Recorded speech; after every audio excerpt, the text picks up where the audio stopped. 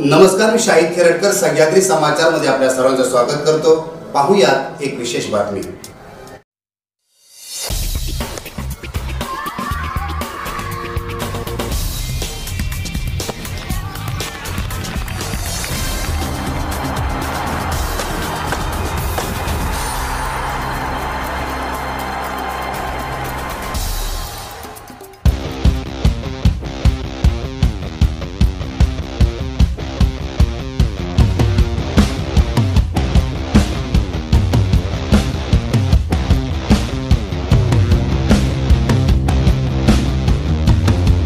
मी शाहिद खेरटकर सह्याद्री समाचार मध्ये आपल्या सर्वांचं स्वागत करतो।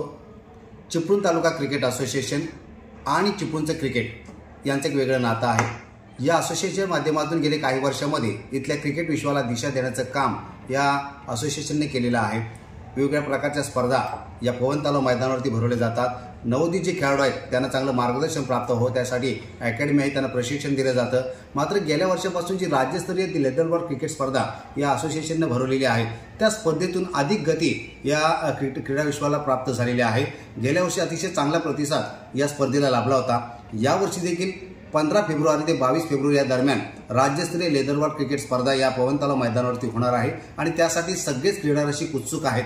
कशा पद्धतीने या नव्या पर्वामध्ये तयारी असेल, कोणते खेळाडू यामध्ये येतील, कोणते स्टार्स असतील ज्या या स्पर्धेला सदिच्छा भेट देतील, अशा पद्धतीने अनेक गोष्टी आहेत ज्या गोष्टी नक्कीच आपल्या सर्वांसाठी आनंददायी आहेत। आणि म्हणून या संपूर्ण स्पर्धेसंदर्भात आपल्याशी बोलण्यासाठी आहेत सन्माननीय बाबू तांबे, ज्यांनी चिपळूणच्या क्रीडा विश्वाला चांगली दिशा दिली होती। ज्यावेळेला कुठे प्रशिक्षण व्यवस्था नव्हती किंवा क्रिकेट जे क्रीडा क्षेत्रामध्ये काम करणारे खेळाडू आहेत किंवा ज्यांना खेळामध्ये इंटरेस्ट आहे, ज्यांना खरं तर त्याच्यामध्ये आपलं करिअर घडवायचं आहे, अशा लोकांना मार्गदर्शन किंवा त्यांच्या पाठीशी कोण खंबीरपणे उभे नव्हतं।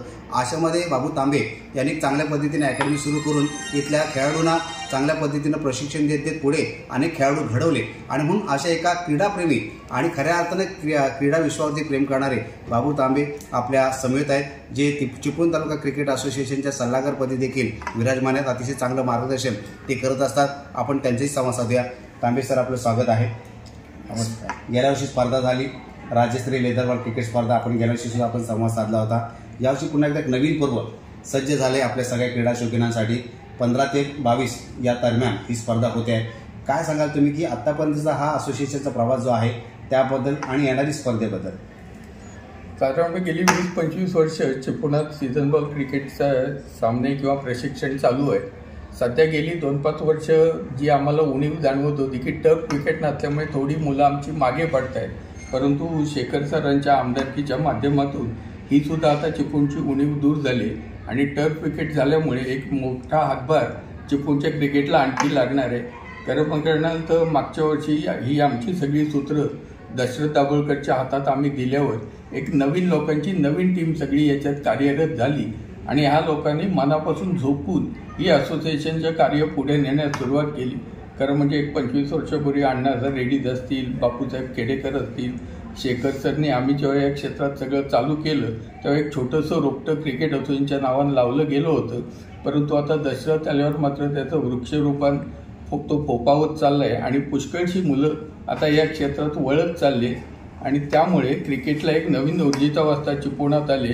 महिला क्रिकेट हा विषय आत्तापर्यंत तेवढा पुढे आला नव्हता, परंतु ह्या सगळ्या माध्यमातून जे वेगवेगळे सगळे प्रशिक्षण देणं चालू आहे, मग त्याच्यात आकाश पवार असेल, राजू सुतार, सचिन कुलकर्णी आहे, विनीत देवधर, ही उदय काणेकर असेल, ही जी दशरथच्या हाताखाली काम करणारी सगळी नवीन टीम आहे, यांनी पूर्ण फोकस हा लहान मुलं आणि महिला मुली यांच्यावर कॉन्सन्ट्रेट केल्यामुळे आज वेगळं यश आपल्याला चिपळूण तालुक्याला मिळत चाललं आहे आणि त्या स्पर्धामुळे त्यांचा अनुभव वाढावा यासाठी वेगवेगळ्या स्पर्धांचं आयोजन करण्याचं ठरवण्यात आलं आणि याला सुद्धा जे बॅकिंग लागतं ते या दशरथच्या माध्यमातून, शेखर सरांच्या माध्यमातून आणि चिपळूणातल्या काही दानशूर व्यक्तींच्या माध्यमातून फार मोठ्या स्वरूपात उपलब्ध होत चाललंय आणि आता दरवर्षी स्पर्धा घ्यायचं एक नवीन प्रथा दशरथच्या नेतृत्वाखालच्या नवीन टीमनी चालू केलं नाही, त्याचा चिपळूणच्या क्रिकेटला निश्चितपणे फार मोठा फायदा होतोय आणि भविष्यात त्याचा निश्चितपणे फायदा होईल। टर्फ विकेटचा देखील फार मोठा फायदा होईल।